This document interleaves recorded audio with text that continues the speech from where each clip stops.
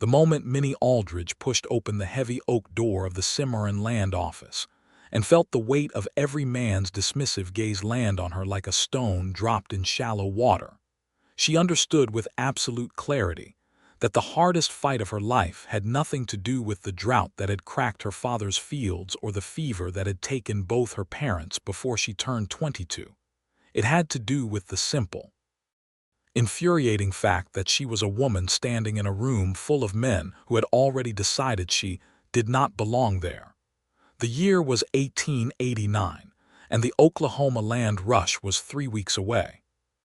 The newspapers back east had called it the greatest land giveaway in the history of the nation, and Minnie had read every word printed about it with her fingers pressed flat against the newsprint as if she could absorb the information through her skin.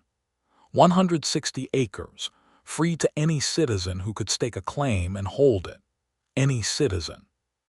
She had repeated that phrase to herself on the 3-day wagon ride from Dodge City, where she had spent the last year working as a seamstress, saving every coin she could press between her palms. Any citizen. She was a citizen.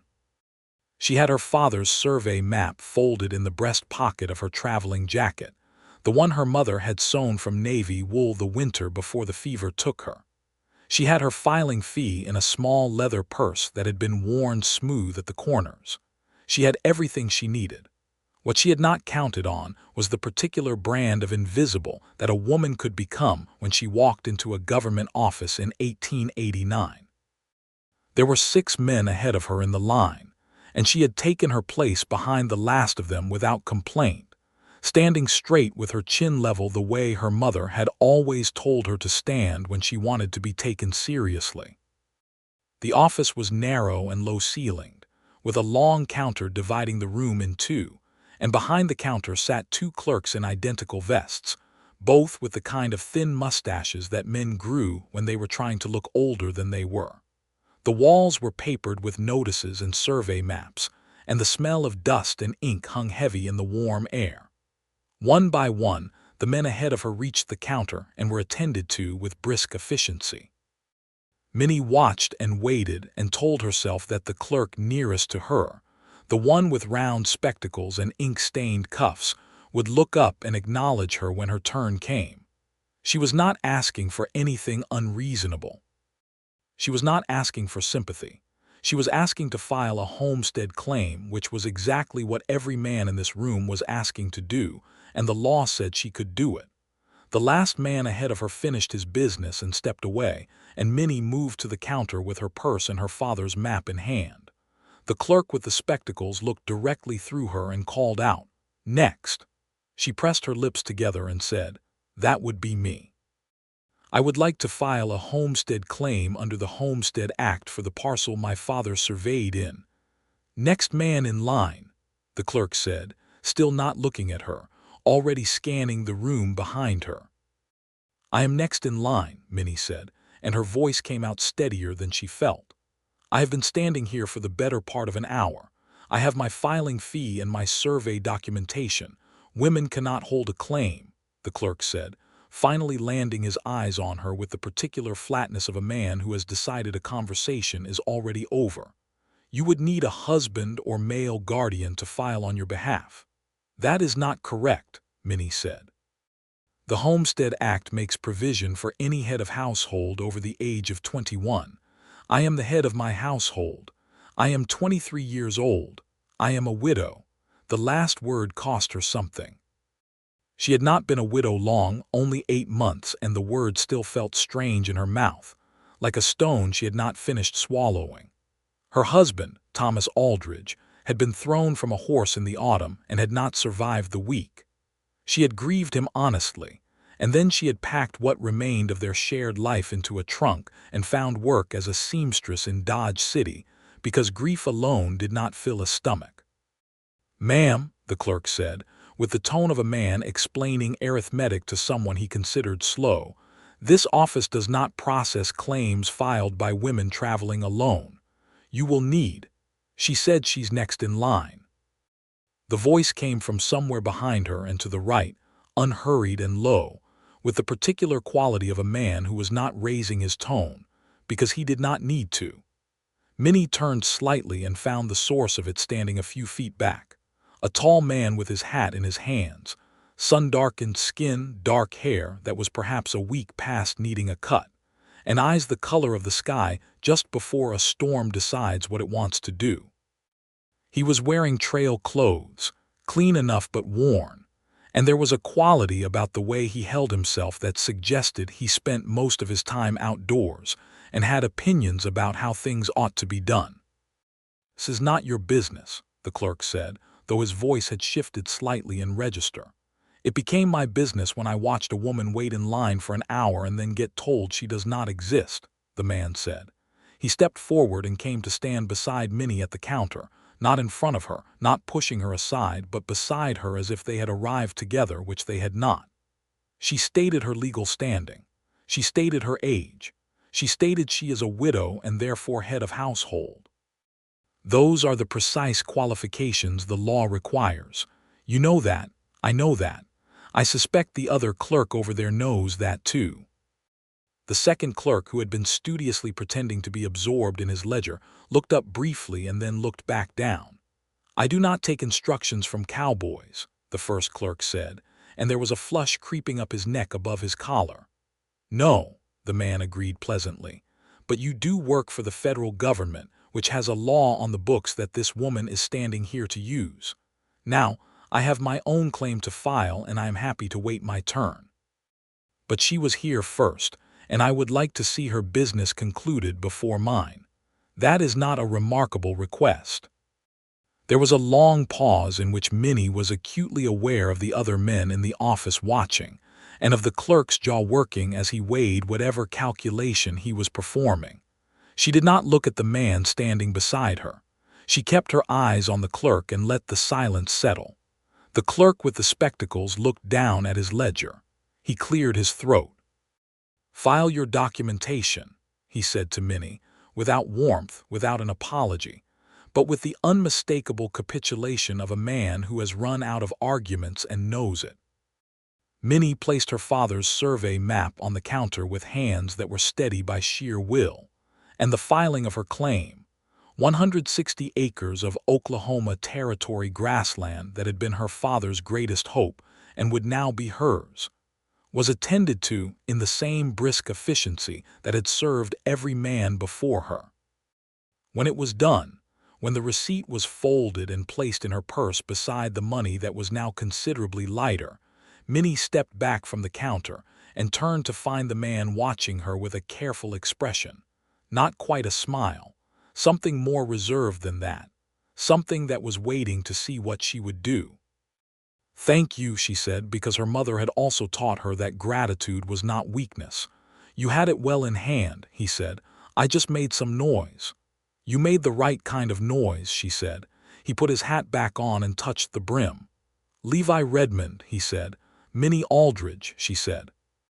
He nodded, as if confirming something he had expected, and then he stepped forward to take his place at the counter and file his own claim. And Minnie walked out of the Cimarron Land office into the bright Kansas Territory sunlight with her receipt in her purse, and the strange, warm weight of someone having spoken up for her still sitting somewhere between her ribs. She did not expect to see Levi Redmond again. The territory was vast. The claims were spread across it like seeds thrown by a careless hand, and in 3 weeks the starting gun would fire and 10,000 people would stream across the border, and the whole organized chaos of the run would scatter everyone to their separate corners of the grassland. She had a plan. She had a map. She had a receipt that said 160 acres of the territory were designated for her to claim, and she intended to be standing on that land when the gun fired. She spent the days before the run in the tent city that had gathered at the border near Caldwell, Kansas, a temporary civilization of canvas and campfire smoke, where land seekers from every corner of the country had gathered to wait.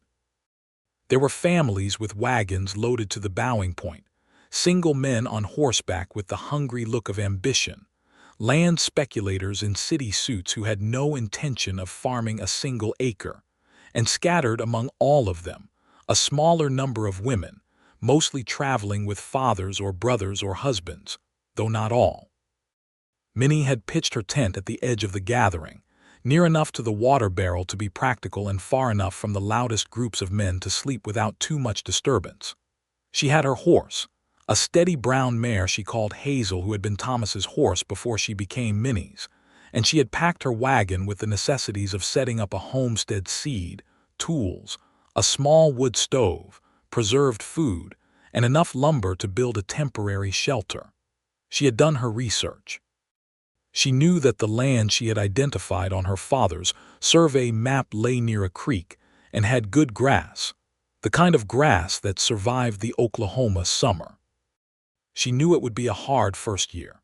She had always known it would be a hard first year. What she had not known and had not planned for was the tent that appeared one morning about 30 yards from hers, and the man she recognized immediately even from that distance as Levi Redmond, driving stakes into the ground with the focused efficiency of someone who had done it before. She watched him for a moment longer than was probably polite, then went back to checking Hazel's shoes. He appeared at her campfire that evening just before dark, holding his hat and a tin cup he had clearly brought himself because he was not assuming she had one to spare. "You mind if I sit?" he asked. "You can sit," she said, and moved the pan she had balanced near the fire so there was room. He sat on the opposite side of the fire and poured coffee from her pot with the careful politeness of a man who understood he was a guest. "Your parcel is in the center strip," he said. It was not a question. "It is," she said. "My father surveyed the territory back in '83. He had plans to file before he got sick." "Good land," Levi said. "I grew up not far from that region. The creek runs year-round in most seasons." She looked at him over the fire. "You are from Oklahoma Territory?" "I am," he said. "My family had a ranch before the resettlement. We moved to Texas when I was 12. He said it without particular bitterness, but with the weight of something that had been carried a long time. She recognized that weight because she had her own version of it. "And now you are coming back," she said.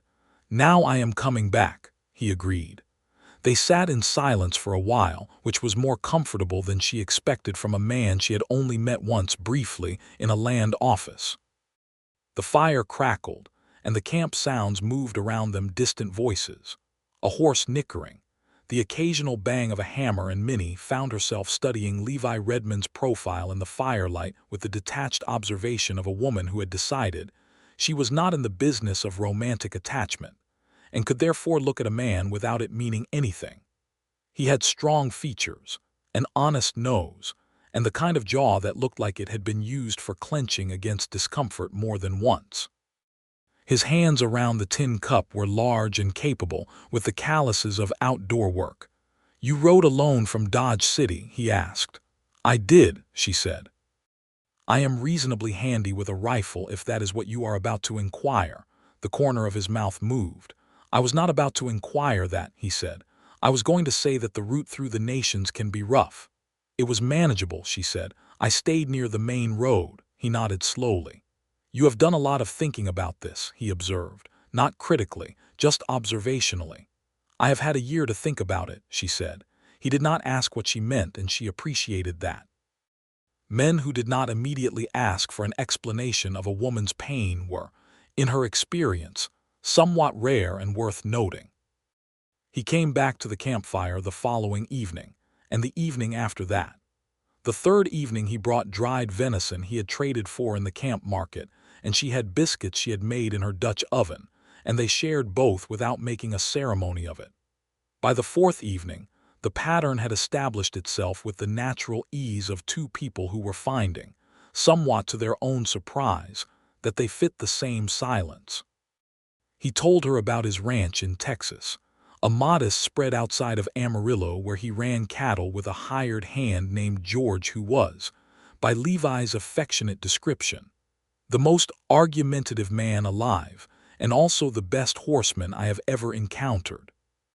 He told her that he had come to the run because Texas was good land, but it was not Oklahoma, and Oklahoma was the land his father had worked before it was taken, and there was a particular pull-in that he had not been able to ignore.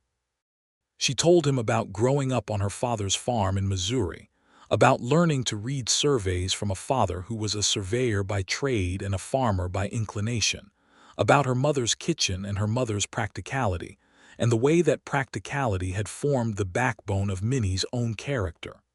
She told him about Thomas, not everything, but enough, that he had been kind, that it had been a short marriage, not quite 2 years, and that she had grieved him sincerely. She did not tell Levi about the loneliness of that winter in Dodge City because she had not told anyone about it, and some things you kept in your own pocket. He listened the way that men with patience listened, without interrupting, without offering solutions she had not asked for, without the particular brand of sympathy that was really just discomfort wearing sympathy's hat. The night before the run, neither of them slept particularly well. The camp had gone electric with anticipation, people moving and talking and checking their horses, and their wagons with the nervous energy of 10,000 people about to do something that had never been done before in exactly this way. Minnie sat outside her tent in the dark with a blanket around her shoulders and listened to the camp and thought about her father, who had died believing the Oklahoma land would come to something, and her mother, who had died believing Minnie would find her way, and Thomas, who had simply died too soon and too suddenly for either of them to believe much of anything yet. "Cannot sleep either," Levi said from the dark, and she was not startled because she had heard his boots on the ground 30 seconds before his voice. "Come and sit," she said, and moved so there was room beside her on the flat stone she had positioned near the fire's remains. He sat and they watched the dark camp together, and at some point his shoulder was against hers, warm and solid, and neither of them moved away. "You are going to make it work," he said. It was not a reassurance offered to a person who seemed to need reassurance. It was a statement of observation from someone who had watched her plan and prepare and hold herself steady against a clerk's dismissal, and 3 days of trail and 4 evenings of this slow accumulation of knowing each other. "I know I am," she said. "I just sometimes need to hear it said out loud." "I know," he said. The gun fired at noon the next day.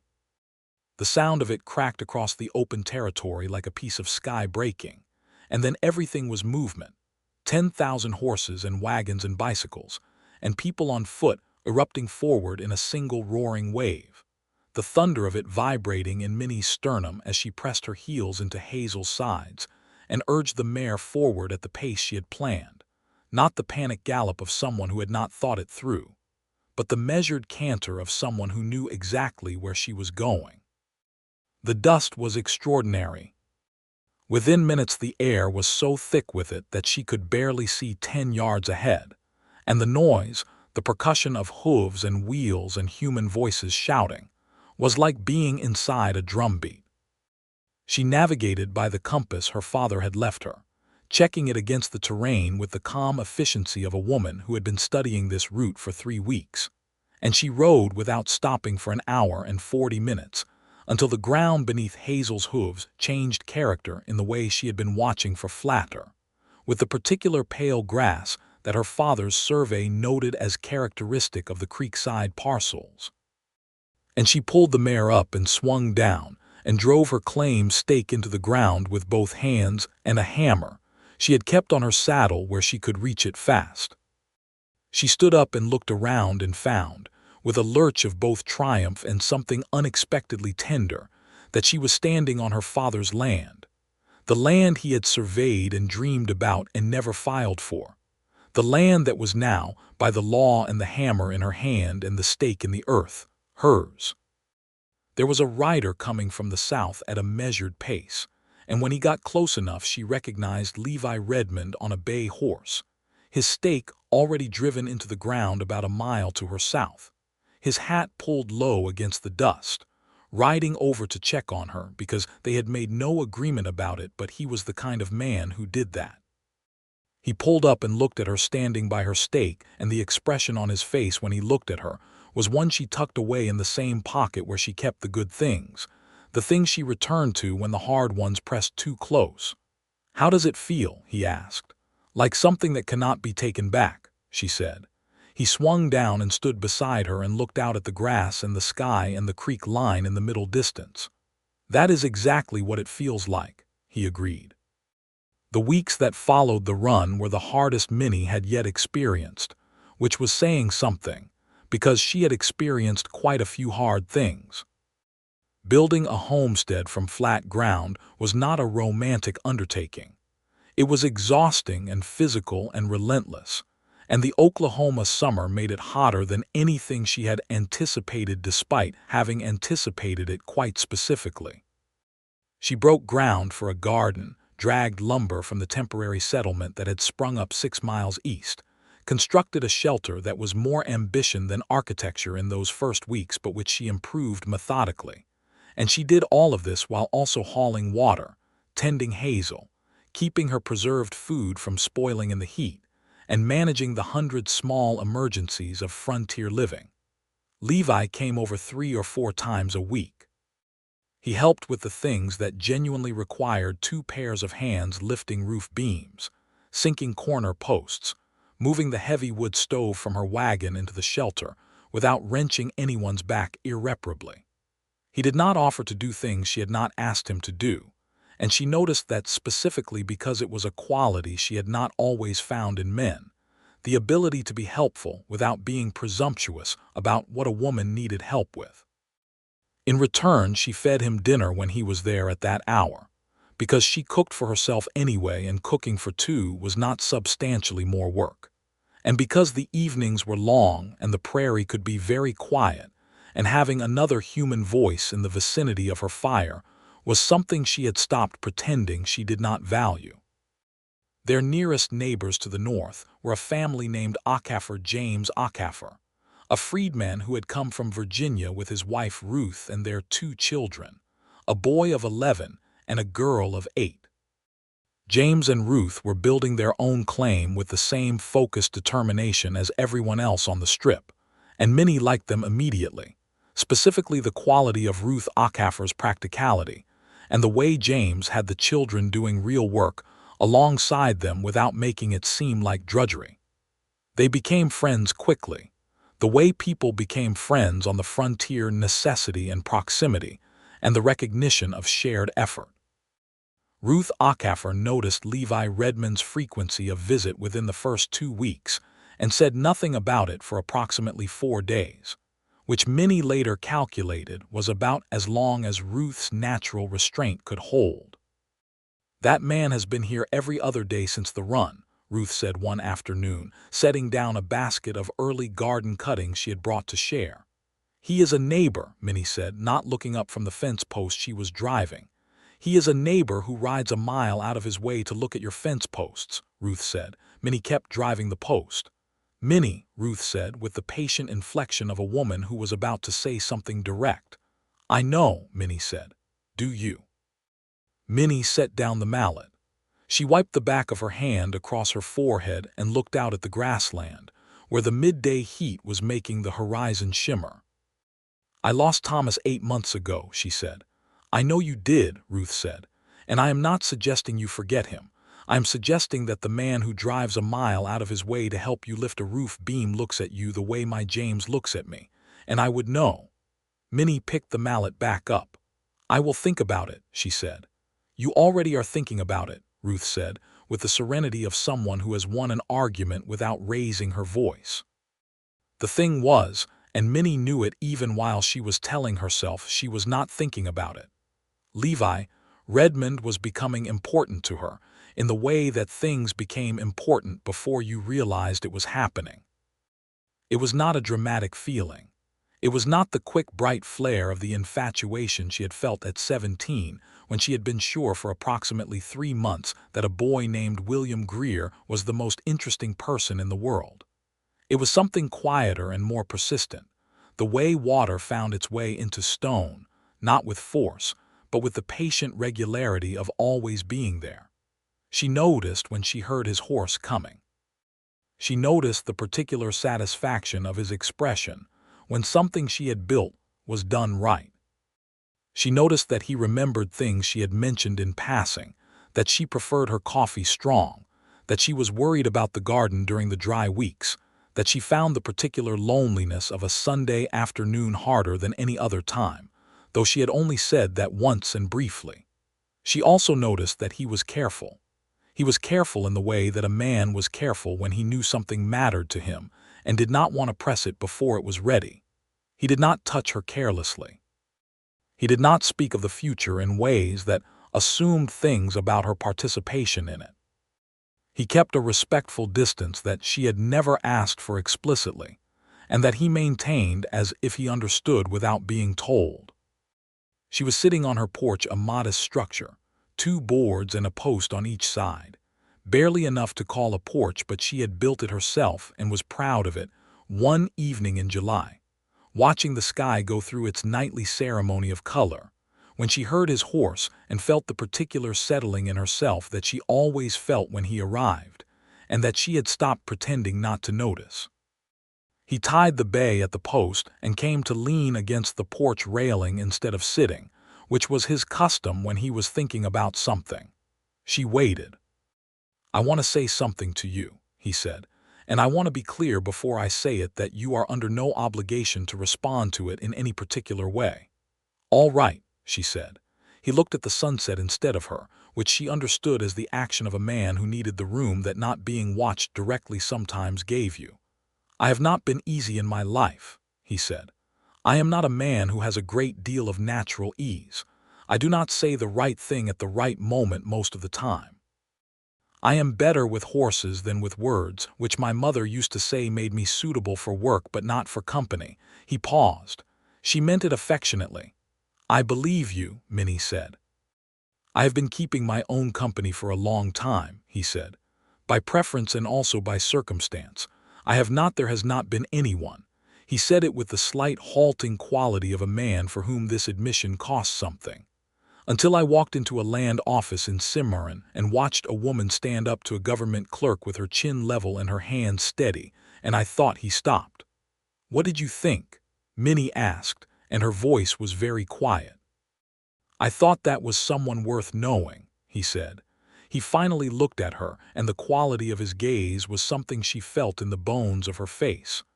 "I have now known you for 3 months, and I think—" He stopped again. "Levi," she said. "I care about you," he said, plain and direct in the way of a man who has finished with the circling. "More than I know what to do with most of the time. I am telling you because you deserve to know it, and I am not going to pretend I am not over here every other day because I like looking at your fence posts." Minnie looked at him for a long moment.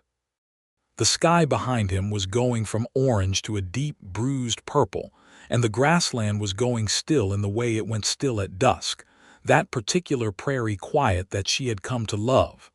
"My Thomas was kind," she said. "He was a good man. But I married him young, before I knew what I wanted, and I spent 2 years being grateful and fond and comfortable, and then he died and I grieved him, and then I discovered that grief and love are not always the same thing, and sometimes the absence of something teaches you what you actually needed." She paused. "I am not saying that to speak ill of him. I am saying it because you are being honest with me, and I want to be honest with you." "All right," he said, watching her. "What I want," she said carefully, "is someone who speaks up when it matters, who drives a mile out of his way without being asked because he is that kind of person by nature and not by performance, who sits in a silence with me and does not feel the need to fill it with something false." She looked at him steadily. "I believe I already have that. I am just deciding how far I want to walk toward it." He was very still. "How far is that?" he asked. "Farther than I expected," she said. "When I left Dodge City, I thought I was walking toward this land and nothing else. I thought that was sufficient." "Is it?" he asked. "It is not," she said. "Or rather, it is, and I am also walking toward something else. I think perhaps they are in the same direction." He let out a slow breath, and the release of it was the release of something he had been holding for a while. "I am not asking you for anything you are not ready to give," he said. "I want you to understand that." "I know you are not," she said. "That is one of the reasons I am saying this to you now." He came and sat beside her on the narrow porch then, close enough that their arms touched, and they watched the sky finish its ceremony in the comfortable silence that was theirs. And Minnie thought that there were things in this world that arrived in dramatic fashion and things that arrived quietly, and that the quiet arrivals were often the ones that held. The summer deepened into September and the homestead took firmer shape.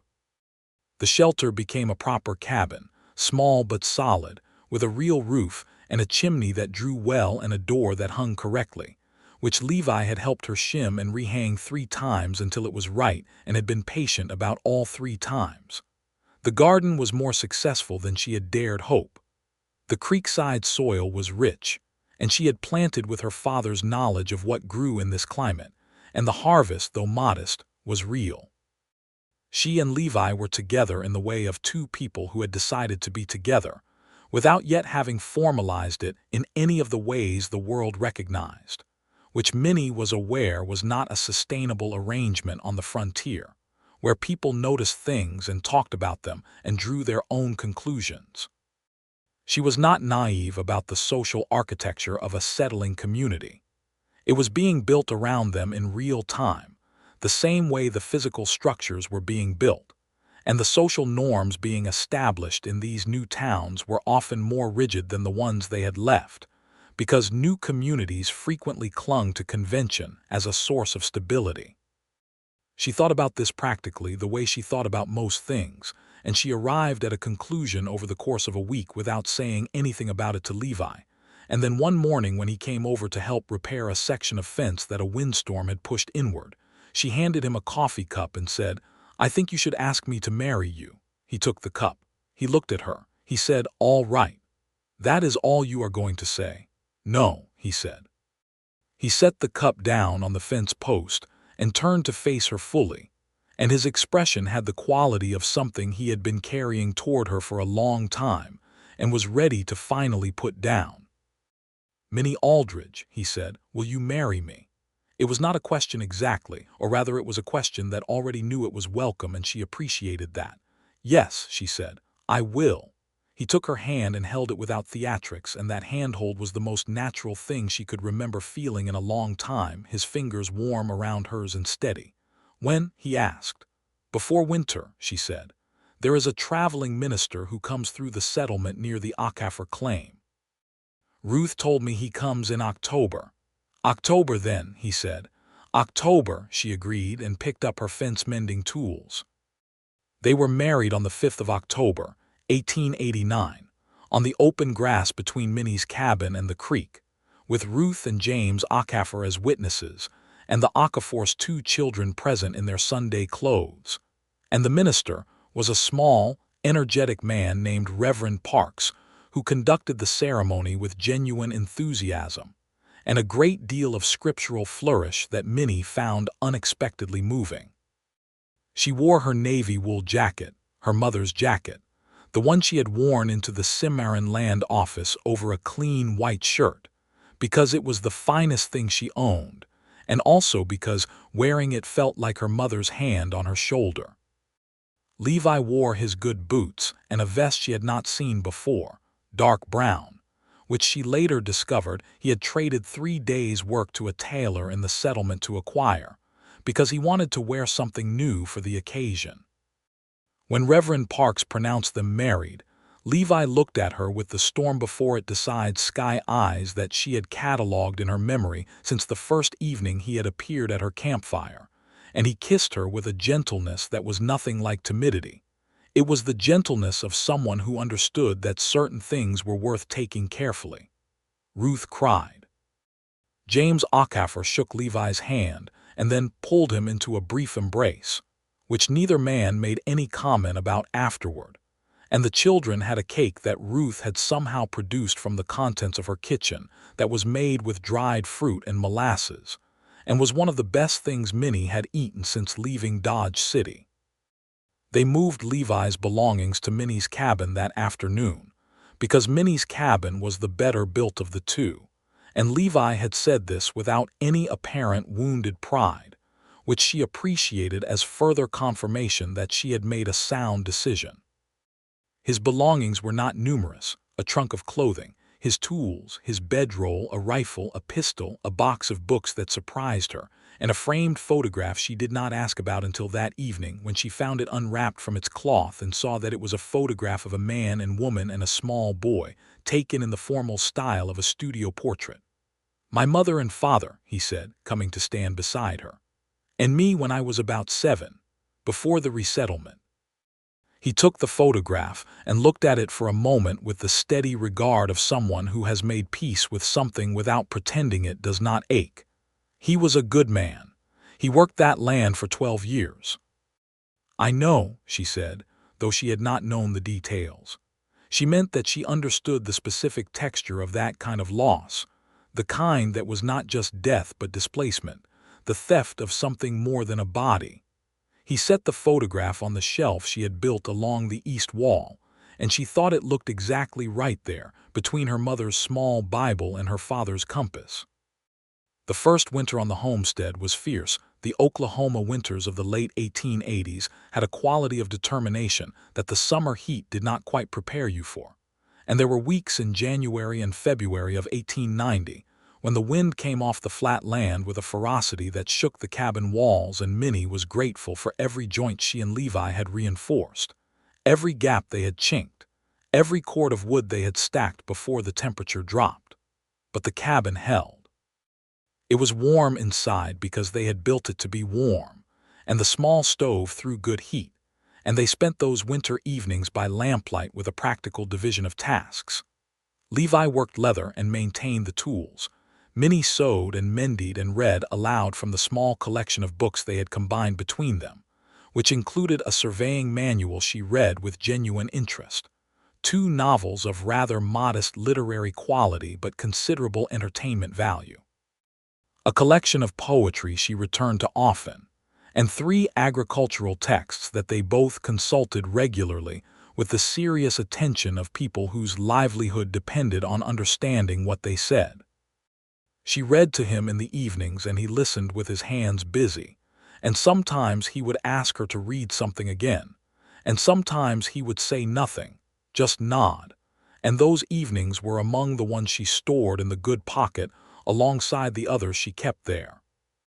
They were learning each other in the way that 2 adults who had been self-sufficient for a long time learned each other, with occasional misunderstanding and occasional friction, and the consistent good faith of 2 people who were committed to understanding rather than winning. She was organized in ways he was not, and had opinions about where things should be stored that were specific and non-negotiable. He was patient in ways she was not, particularly with machinery and tools that were being uncooperative, and did not share her conviction that a problem not immediately solvable should be pursued with increasing intensity. They had their arguments, which were real and resolved without cruelty, which was the best she had ever hoped for in a partnership, and she discovered in those resolutions that Levi had the quality she valued most in a person who disagreed with her, which was the willingness to say, "You were right about that," without it costing him anything visible. By spring, she was expecting their first child. She told him on a morning in March when the first tentative green was appearing in the Oklahoma grassland, sitting across the breakfast table from him with her hands around her coffee cup. She said it plainly, because she was a plain-spoken woman and the news was plainly good, and watched his face do something extraordinary, a complete, unguarded opening. As if someone had taken a shutter off a window he normally kept most of the way closed. He stood up and came around the table and cupped her face in his hands and looked at her with an expression that she decided in that moment was the thing she had been walking toward since the prairie outside the Cimarron land office had been a set of coordinates on a map. "Are you well?" he asked, which was exactly the right first question. "I am very well," she said. He pressed his forehead against hers, and they stood that way for a moment, and she felt his hands gentle at her jaw. The summer of 1890 was dominated by the dual project of growing crops and preparing for the baby, and Minnie threw herself at both with equal determination. Ruth Acaffer came over twice a week and was an invaluable source of practical knowledge about both the soil and the coming child, having navigated 2 previous pregnancies on less hospitable terrain than Oklahoma in a good season. Ruth's plain-spoken wisdom on the subject of what to expect and what to do about it was worth more to Minnie than any medical text, and she received it with the gratitude she had for all genuinely useful information. Levi built a cradle from oak planks he cut himself and sanded so smooth that Minnie ran her hand over it and felt nothing rough anywhere. He set it in the corner of the bedroom where the morning light would come in but the draft from the door would not, and he consulted Ruth about the exact correct placement, which Ruth told him with great specificity and which he adjusted without comment 3 times until Ruth confirmed it was correct. "He is very serious about this cradle," Ruth told Minnie one afternoon. "He is very serious about most things he cares about," Minnie said. Ruth smiled at that. "Good," she said. "Good." James Ackaffer had meanwhile been dealing with his own difficulties. A land dispute with a neighbor to the east of his claim. A man named Patterson, who had filed his own, stake too close to the Ackaffer boundary and was contesting the survey line. Minnie threw herself into this problem with the resources she had available, specifically her father's survey knowledge, and spent an afternoon with James going over the original survey documentation for both parcels with the methodical attention of a woman who had grown up watching her father work. "Your boundary is here," she said, pointing to the specific notation on the survey map. "This creek bend is the landmark. Patterson's survey starts at the wrong measurement from the bend. He is off by 40 yards and that is his problem, not yours." James looked at the documentation and nodded slowly. "I know it," he said. "The difficulty is convincing the land office of it. They are inclined to take the word of he stopped." "Of a white man," Minnie said directly, because the truth needed to be named if anything was going to be done about it. "Yes," James said, equally directly. "Then we will take more than one person's word," Minnie said. She had Levi and 2 other neighbors come and confirm the creek bend measurement, and she wrote up the documentation herself in the clear, precise hand she had learned from her surveyor father, and James took it to the land office in the settlement and came home with the boundary confirmed. Patterson backed down, not graciously, but definitively. That evening James and Ruth came to dinner, which was a regular occurrence by now, and Ruth brought a pie she had made from the early apples traded at the settlement market, and James shook Levi's hand and squeezed Minnie's hand with a warmth that was real and particular, and they sat around the table in the lamp-light of the growing cabin, and were something that Minnie had not had a word for before she came to this land, which was chosen family. The baby came in October, a little more than a year after the wedding, arriving into the world during a 3-day storm that kept everything and everyone pinned close to shelter. Ruth Ackaffer was there, and a woman from the settlement named Clara Walsh, who had trained as a midwife back in Ohio, and Levi was in the outer room of the cabin in the particular agony of a man who needs to do something and has been told clearly that the best thing he can do is stay out of the way. The boy came in the early hours of the second morning, a solid, indignant child with a full head of dark hair and the immediate conviction that the world owed him something. Minnie held him with hands that were shaking from exhaustion and felt something reorganize itself in her permanently, some structure inside her that shifted to accommodate a new and necessary weight. Levi came in when Ruth went to get him, and he stood at the bedside looking at his son with an expression that she had learned to read now, that specific quality of the shutters all the way open, the window completely clear. He said her name once, just her name, and his voice was not entirely steady. "Come and sit," she said. "Come and hold him." He sat on the edge of the bed and took the baby with the careful hands of a man who is holding something precious for the first time, and is concentrating with his whole body on not failing the task. And the baby opened his eyes with the unfocused regard of the newly arrived, and made a small, complicated sound. They named him Daniel, for Minnie's father, whose survey maps had led them here.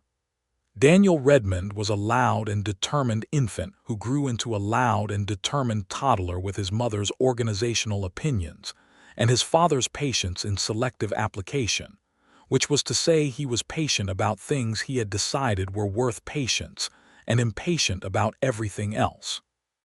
He had Levi's coloring and Minnie's eyes and Ruth Acaffer's boy Marcus's dearest friendship, those two being only 3 years apart in age and finding in each other the reliable confederacy of children who have decided the world is best navigated as a team. The homestead grew.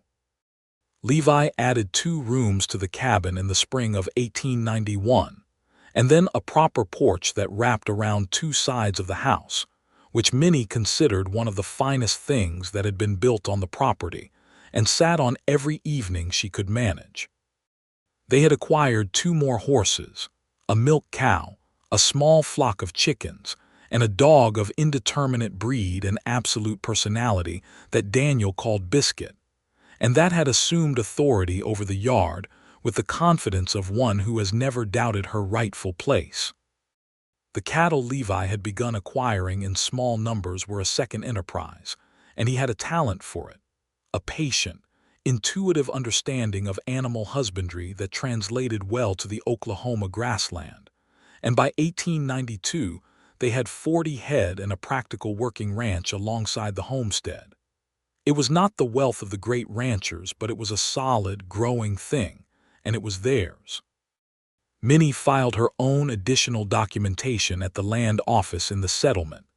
The Cimarron office was now farther than she needed to travel, there being a local land office established in their growing township, and this time the clerk was a young woman of about 20 who processed her paperwork with brisk professionalism and sent her on her way without incident. The world was not perfectly changed, but in some small particulars it was changing, and Minnie noted those particulars and was glad of them.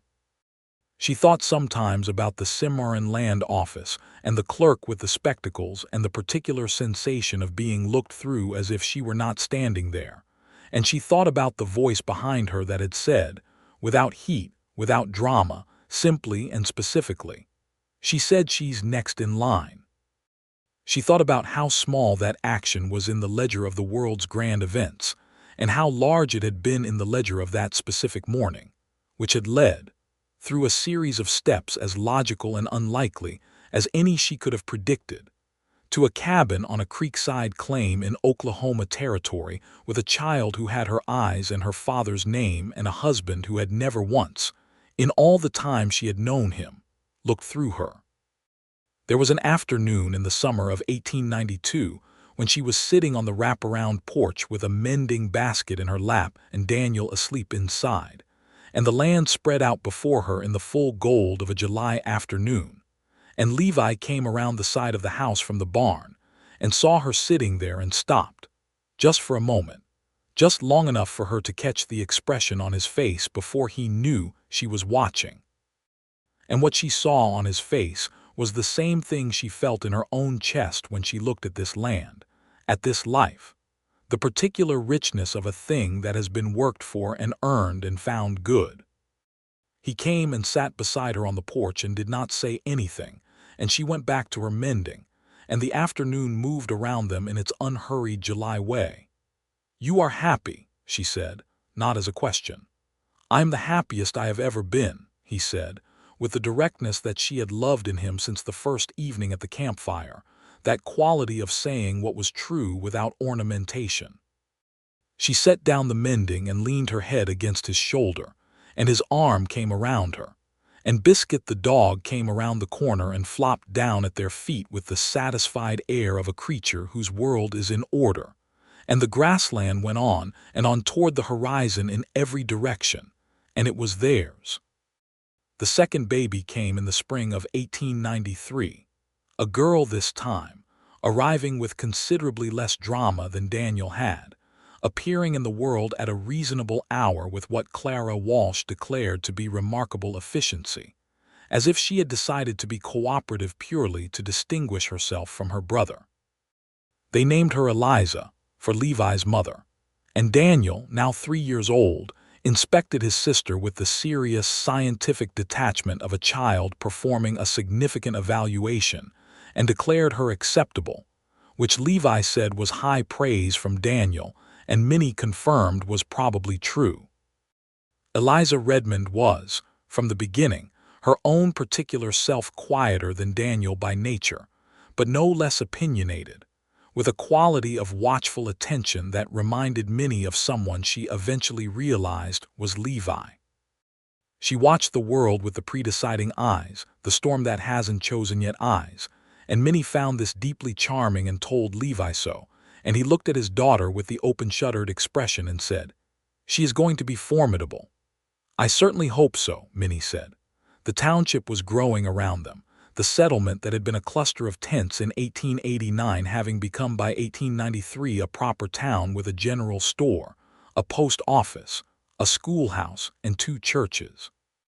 The schoolhouse was a particular source of satisfaction to Minnie, who had lobbied for it with the other women of the community in a campaign that had taken most of 1892 and had required the same patient, steady pressure she had applied to the Cimarron land clerk, applied this time across a township board that was not actively hostile, merely slow. When the schoolhouse opened, Daniel was in the first class, and Minnie sat in the back during the first day of instruction and felt something that she recognized as the same thing she had felt standing at her father's survey stake in the Oklahoma grassland, the completion of something that had been aimed at for a long time. Ruth Acaffer was on the school board. Marcus Acaffer was in Daniel's class. James Acaffer had expanded his own claim and added a second parcel that he had purchased legitimately, and was farming with a skill that the frontier soil was now responding to after 4 years of steady work. The Redmonds and the Acafors shared harvests and tools and Sunday dinners and had navigated the full geography of a real friendship, the arguments about borrowed equipment, the solidarity of bad seasons, the genuine joy of good ones. In 1894, the summer of Daniel's 5th year and Eliza's 2nd, the creek flooded. It was not a disaster. Minnie had read her father's survey notes carefully enough to understand the flood history of creekside land, and had positioned the cabin and the garden accordingly. But it took out a section of fence and flooded the lower field, and required 2 weeks of intensive repair work that left everyone exhausted. Levi pulled a muscle in his back during the fence work, and was instructed by Minnie and Ruth together, a particularly authoritative combination, to stay off the heavy work for a week, which he bore with the patience of a man who has learned to trust the people who know what they are talking about. During that week, Minnie ran the morning operations with Daniel as her assistant, the 5-year-old in his boots and a hat that was slightly too large for him, following her with complete seriousness through the morning chores. She watched him and thought about her father, who had taken her on surveys from the time she was old enough to walk a straight line, who had taught her to read a compass and a map and the particular language of land. And she thought about how things traveled forward through time in the people who came after you, and how the best of what she had gotten from her parents was already apparent in this small person marching through the Oklahoma summer with a hat too big for his head and her own eyes looking out of his face. Levi came out on the 4th day of his enforced rest, moving carefully, and sat on the porch and watched her work, and she could feel him watching in the particular way. She could always feel him watching, not critically, not with the assessing quality that some men had, but with the quiet attention of someone for whom the person they love is simply interesting to observe. She came and sat with him at noon, and Daniel brought them both water with the concentrated pride of a child performing a significant function, and Eliza came toddling after Daniel because Eliza followed Daniel the way Biscuit followed Eliza, in the chain of affection that organized the small life of the Redmond yard. "When I was 12, Levi said, watching his children in the yard, and we left Oklahoma, I could not have imagined this." "What could you imagine?" she asked. "Very little good," he said honestly. "My father was quiet about it, but I was old enough to understand what was being lost. I thought that was the nature of things, that the good things got taken." He was quiet for a moment. "I was wrong about that." "You were not entirely wrong," she said, because she believed in honest accounting. "Good things do get taken, but they also get built." He looked at her with the full quality of his gaze, the one she had catalogued and returned to. "You build things," he said. "We build things," she said. He reached over and took her hand where it rested on the porch rail, and held it in both of his thumb moving slowly across her knuckles in the particular gesture that was as familiar to her now as the sound of the creak. She turned her hand over and held his back. The years settled into each other the way years do when a life is working, not undifferentiated, not without event, but with the quality of a current that moves steadily forward. The homestead grew into a ranch of respectable size, and Levi's cattle operation became known in the township for the quality of its stock, which he bred with the same patient methodology he brought to everything. Minnie maintained the books and the land records with the precision of her surveyor father's daughter, and also maintained her own small enterprise of seed sales, having developed particular varieties of drought-resistant crops through the careful observation of 6 Oklahoma seasons. Daniel grew into a boy of opinions and energy who wanted to understand every system he encountered, agricultural, mechanical, social, and who asked questions with a frequency that Minnie answered with patience and Levi answered with the specific detail of someone who had found the child capable of receiving it, and who was proved right, because Daniel received and retained and applied information with the efficiency of someone for whom knowledge was inherently useful. Eliza grew into a girl who was watchful and then, suddenly, completely, verbally confident on whatever subject she had decided to address, like a still pool that occasionally threw a stone at you.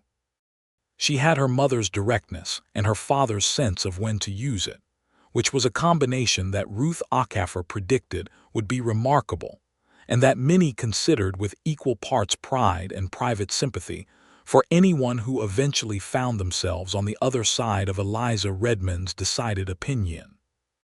In 1896, Levi rode with James Acaffer to the county seat to address a taxation dispute that was affecting several of the homesteaders on their strip, and they were gone 4 days, and Minnie managed the ranch with Daniel and a hired hand named Pete Carrasco who had worked for them for 2 years and was reliable and competent, and had the particular gift of understanding what needed doing without being told in specific detail. She managed it competently, as she managed most things, and when Levi came back she was standing on the porch watching him ride in with the quiet, specific pleasure of a woman who is glad to see someone and does not feel the need to make it more or less than what it is. He came up the porch steps and kissed her before he said anything else, which she accepted as the correct order of priority. "How did it go?" she asked. "We got it sorted," he said. "James was the better speaker. I provided supporting documentation." "That sounds right," she said. They went inside and she fed him and he told her the details, and she listened with the attention she had always given to things he told her. And that evening the children were in bed, and the lamp was lit, and the Oklahoma night was making its particular summer sounds outside the window. And she was sewing, and he was reading from one of the agricultural texts, and it was exactly what she wanted, which was remarkable to consider. That you could want a specific life and build it and stand inside it at a specific evening, and find that it was what you had aimed at. "Levi," she said. "Minnie," he said, without looking up from the book, in the tone of someone who is paying attention despite appearances. "I am happy," she said. He looked up then, and the quality of his expression was all the shutters open, every one, and the full Kansas sky behind it. "So am I," he said. "Every day." She went back to her sewing, and he went back to his book, and the lamp burned steady, and the night moved around the cabin, and Biscuit sighed at the foot of the bedroom door. And somewhere outside, a nighthawk was calling and the creek was running.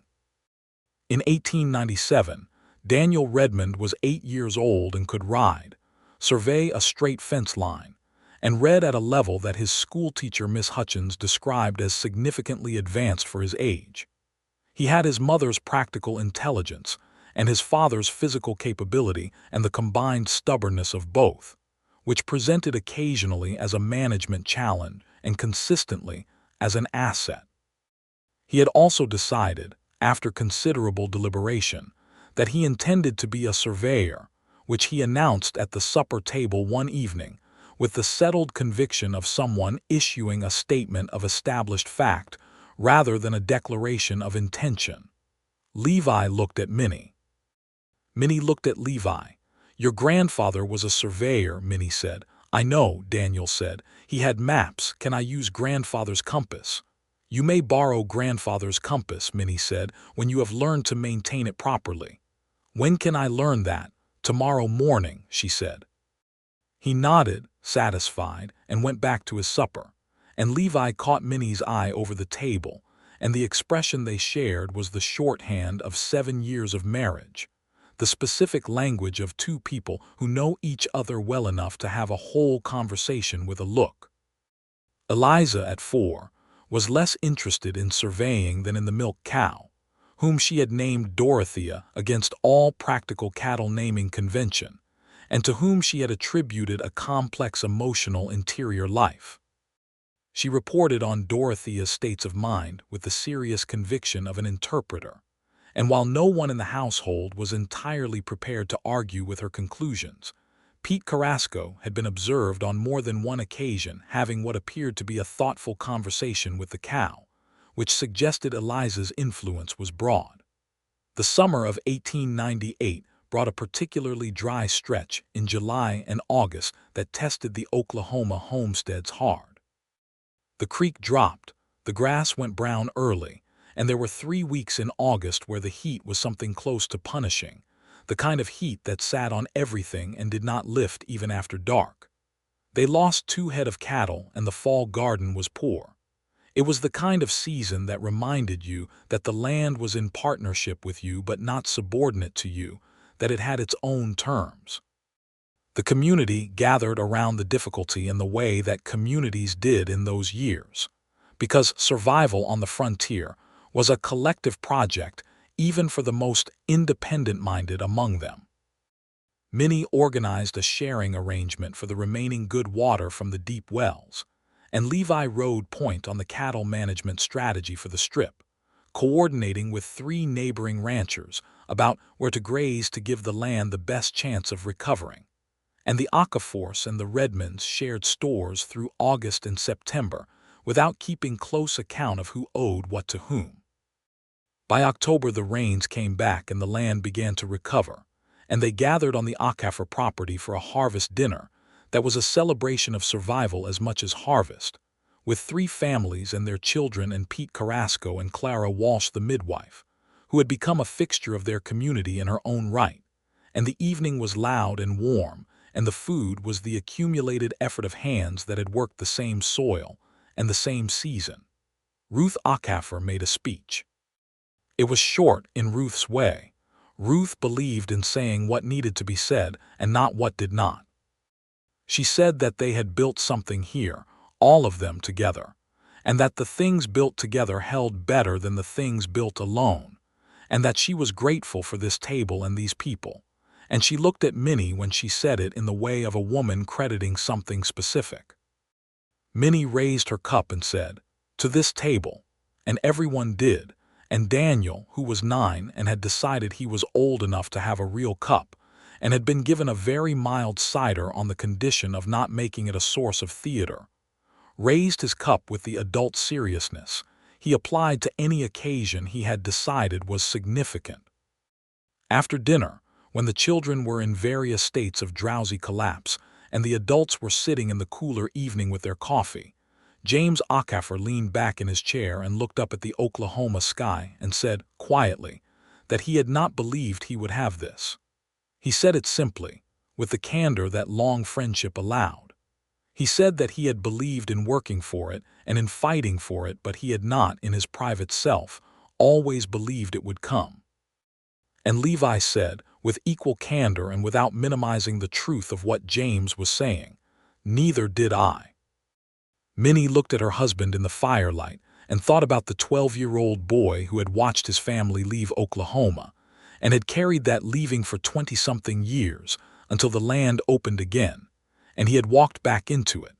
And she thought about herself at 23 with a filing fee in a worn leather purse and her mother's jacket and her father's map, standing in a land office while a clerk looked through her as if she were not there.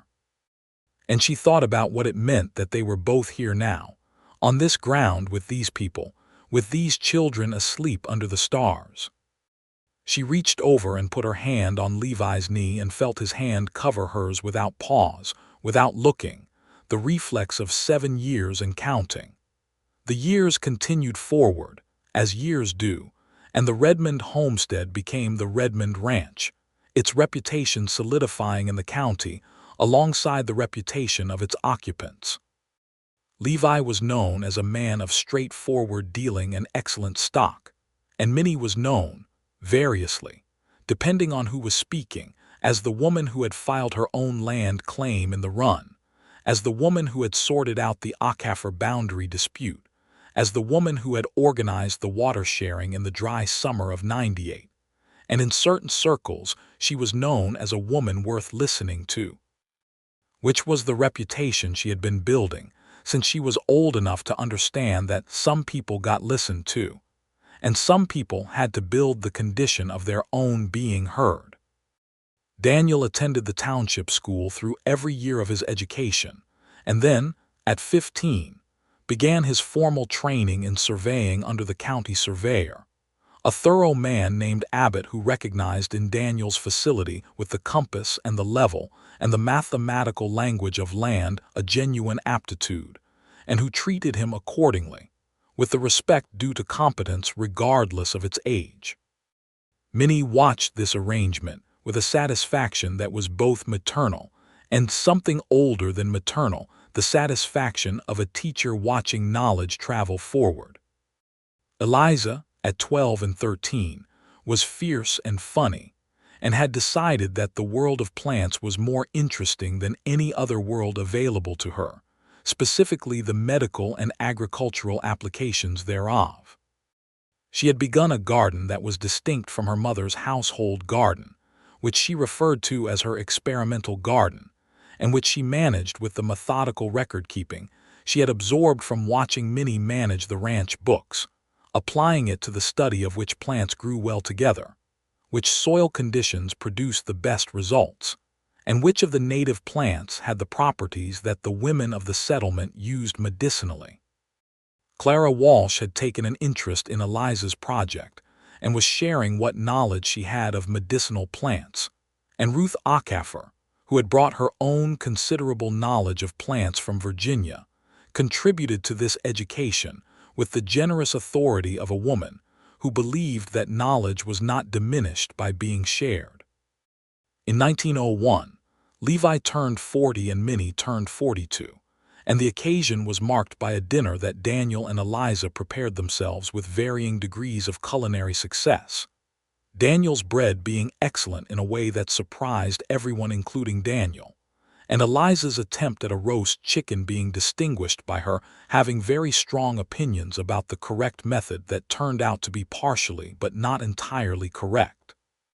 They ate everything and said it was wonderful, because it was wonderful in the ways that mattered, and Levi sat at the head of his table and looked at his family, and the specific quality of the shutters-all-open expression was present in full, and Minnie, sitting across from him, felt it mirror in herself the way heat mirrors between two surfaces. After dinner, when Eliza was washing the dishes with the efficiency she brought to practical tasks, and Daniel was reading by the lamp, Levi came and stood beside Minnie on the porch, her beloved wraparound porch, from which you could see the creek line and the grass going away in every direction and the sky, the enormous Oklahoma sky that had never lost its capacity to make her feel the precise and welcome smallness of a person who is exactly where they belong. 12 years from the run, he said. 12 years, she agreed. Do you remember the tent city at Caldwell? I remember your campfire, he said. Specifically, she smiled. You showed up with a tin cup. I was not going to presume on your equipment. You were being polite. I was being nervous, he said, with the self-awareness he had always had but applied more freely now, 12 years having removed several layers of the self-protective caution that the earlier Levi Redmond had worn. I had just watched you stand down a government clerk with your chin level and your hands steady, and I was not sure what to say to a woman like that. And what did you decide to say? I decided to sit down and let it come to me, he said. She laughed, and it was the laugh that came from deep and real, the laugh that her mother had always said was too loud, and that Thomas had found startling, and that Levi had, from the first time he heard it in the tent city at Caldwell, looked at like someone receiving a gift they had not expected. It came to you, she said. Eventually, he agreed. She leaned against him and his arm came around her, and the prairie night was vast around them, and the creek was running, and inside the house their children were making the sounds of young people alive in the world, and the Redmond ranch lay in the moonlight all the way to the horizon in every direction, worked ground and good grass, and the deep possibility of what comes after the hard years. Levi, she said. Minnie, he said. We did all right, she said. He pressed his mouth to the top of her head, and she felt the shape of his smile against her hair. We did considerably better than all right, he said, though I will tell you the same thing I always tell you, which is, you did the hardest part, he said. She turned and looked up at him in the dark with the real, serious attention she had given him since the first evening at the campfire. We did it together, she said. He looked at her with the full quality of the eyes she had learned like a landscape, every weather in them familiar, every season of them known. Together, he agreed. The years continued to open before them in the way that good years open, not without difficulty, not without the ordinary losses that life on any land in any era will deliver, but with the steady, accumulated richness of a life that had been chosen and built and tended and loved. Daniel Redmond became the county surveyor in 1905, at 25, and the day of his appointment Minnie went and found her father's compass and put it in his hands, and felt the specific thread of continuity that connects a life to the ones that came before it and the ones that will come after. Daniel looked at the compass and then at his mother and said, "Thank you," in the voice of a young man who understood precisely what he was being given. Eliza Redmond, at 17, was already the most knowledgeable person in the township on the subject of medicinal plants, and Clara Walsh was writing letters to a medical college in St. Louis on her behalf, because Clara Walsh believed that the frontier produced people capable of more than the frontier could contain, and that Eliza Redmond was one of them. Minnie supported this without reservation, because she had been told once that she could not stand at a counter to file a piece of paper, and she had filed the paper, and the lesson of that day had never left her, which was that the thing people tell you cannot be done is often simply the thing they have not arranged for you to do, and the arrangement is sometimes within your own capacity to make. Levi, at 44, was as straight and capable as he had been at 30, with the added quality of a man who has lived enough to know what he values, and has arranged his life around those specific things without apology or distraction. He ran his ranch, loved his family, maintained his friendships with the straightforward loyalty that had always been the core of him, and sat on his porch in the evenings beside his wife and watched the Oklahoma sky with the expression of a man who has arrived, finally and definitively, in the right place. In the early morning of a September day in 1905, when the grassland was going gold and the creek was running low but sweet, and the sky was doing something magnificent in the east, Minnie Aldridge Redmond stood on her wraparound porch with her coffee cup in both hands and looked at her land, her father's land, her family's land, and thought about the girl who had stepped off a wagon in Caldwell, Kansas in the spring of 1889 with a filing fee and a determination and not much else, and how that girl had walked into a government office and been looked through as if she were not standing there, and how a man behind her in line had said, without heat, without drama, simply end. Specifically, that she was next, and how that single small moment had been the first stone of everything that followed. The door opened behind her and Levi came out in his shirt sleeves with his own coffee, and he stood beside her and looked at the same sky, and she leaned into him as she had leaned into him for 16 years and felt his arm settle around her shoulders as it had settled there 1,000 times, familiar and warm and exactly itself. "Good morning," she said. "Good morning," he said. The sky did what it did every morning over the Oklahoma territory, which was to open itself up in all its size and light and possibility, and the grassland caught it and held it, and the creek ran on, and the Redmond ranch lay in the new day spread out before them like the map of everything they had made together, and it was good, and it was theirs, and it was done.